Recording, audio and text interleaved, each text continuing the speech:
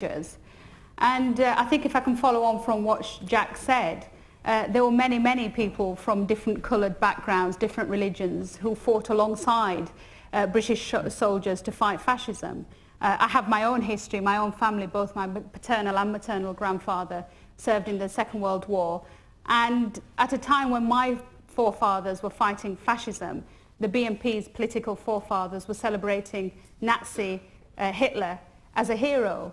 And I think today when we're talking about how Churchill is viewed by the BNP, I'd like to just refer to one quote, which I'm going to have some bleeps in, which is from Mark Collett, who's the BNP's Director of Publicity. He's not.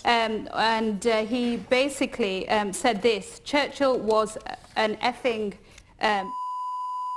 who led us into a pointless war with other whites, i.e. the Nazis who were standing up for their race. He says things like that about Churchill, he and his party, and then they dare use the image of Churchill in their election leaflets. It's disgusting.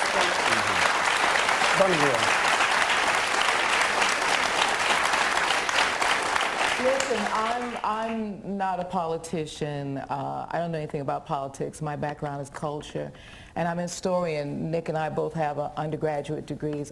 Do you have? You have a undergraduate degree in history, right? In law. Law. Okay.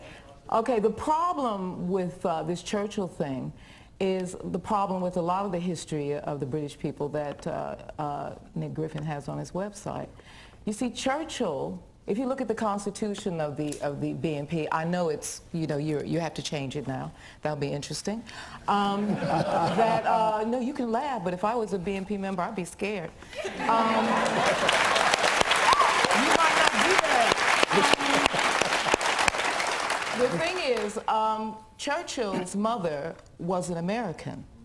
Now, there is hints in her side of the family that they were also possibly Mohawk Indian. Now, if all of this was brought together, Mr. Churchill couldn't have actually been a member of the BNP as it was constituted. That's the absurdity of the whole thing. And you do have to ask yourself a question: what kind of so-called political party is based on an idea of indigenous people? It just doesn't exist. Okay, let's. I'll come to you, Chris, for a moment.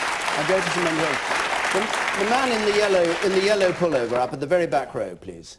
The man in the yellow, yes. As I recall, a senior member of the shadow cabinet under Ted Heath was called Enoch Powell, and his views were almost identical to those of Mr. Griffin. And that gentleman actually shooed Ted Heath into number 10 with those views. Mm-hmm. Okay. Christian? Well, let me answer that directly, because I think it's interesting. What we're dealing with here with Nick Griffin and the BNP is a politics which actually is as old as the hills. It's a politics of finding people to blame, to scapegoat. And that's exactly what Enoch Powell did in the Rivers of Blood speech.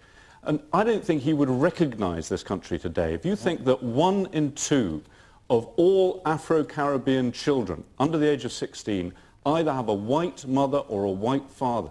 That's how far this country has changed since Enoch Powell made that speech. We had this in the 1930s against the Jews, the 1960s against the blacks, and now Nick Griffin's playing the same old game, hatred and fear, peddling hatred and fear against a minority that actually has to defend itself. And I think that's outrageous. It's completely against the traditions of this country.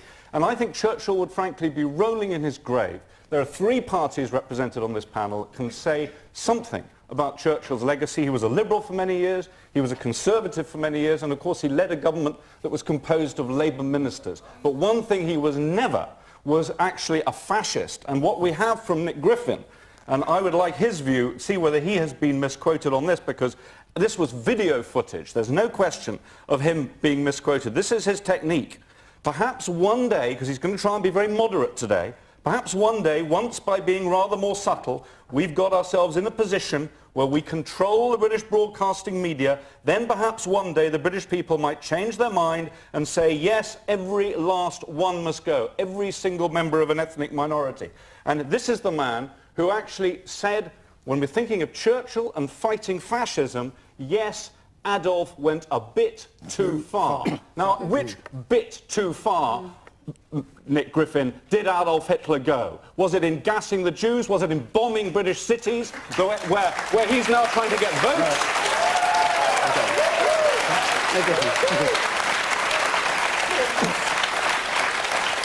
Chris, that's another one of those lies. Sorry, which lie? I'm talking about the one Adolf went a bit too far. I never said such a thing. I am the most loathed man in Britain in the eyes of Britain's Nazis. There are Nazis in Britain, and they loathe me because I have brought the British National Party from being, frankly, an anti-Semitic and racist organisation into being the only political party which, in the clashes between Israel and Gaza, stood full square behind Israel's right to deal with Hamas terrorists. Well, answer this point about the video. Because there's no question of you being misquoted on that. It's on video. And you are saying... Wait a minute. There's another point about this video, which I've also seen. Anybody can see it. It's on YouTube. And you were there with the American friends of the BNP, and you were with the head of the Ku Klux Klan, David Duke. Yes. He's there in the picture, standing beside you. And the interesting thing to me is... He's there. He's there. I've seen it. I've seen it. Let me explain it. Well, okay, all right. He's in disguise, Pep. Anyway, but this is the key point, and it goes to the heart of this programme tonight and of everything you've been saying and of what Chris Huhne has been saying about you changing the views of the BNP.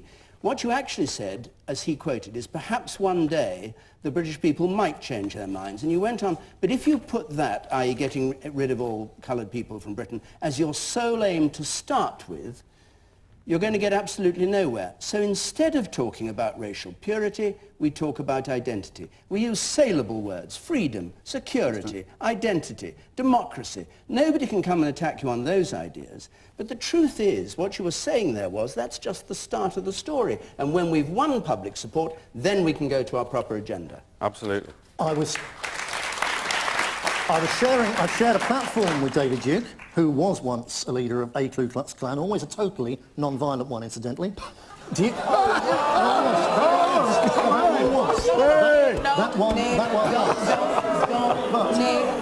Nick, excuse me. Don't go and talk about the Ku Klux Klan. It's a vile organisation. No. I can tell you about David Duke. We don't have time for that. Don't BS. Yep. But further to David Duke. He detests where I stand. He regards me as a sellout. I've shared a platform arguing with him. And when you're trying to win people over to a more moderate position, you have to go somewhere to start with where they come from. That, for instance, was the process whereby the Labour Party and others ended up today with Sinn Féin in government. So you were saying these things not because you meant them, but because it was the way of winning him over? In other words, you wanted to win over a racist to your view, and you said we start by being moderate. Not to win over him, I'm trying to win over the youngsters he otherwise needs to stray. But can we reframe this whole question? The point about this is, why should anybody trust what you say? Why should anybody think it's any more than a facade? Why should anybody trust any politician? All of us. As simple as that, really. I'm not one. It's not as simple. Sorry, I apologise. Sorry, I apologise.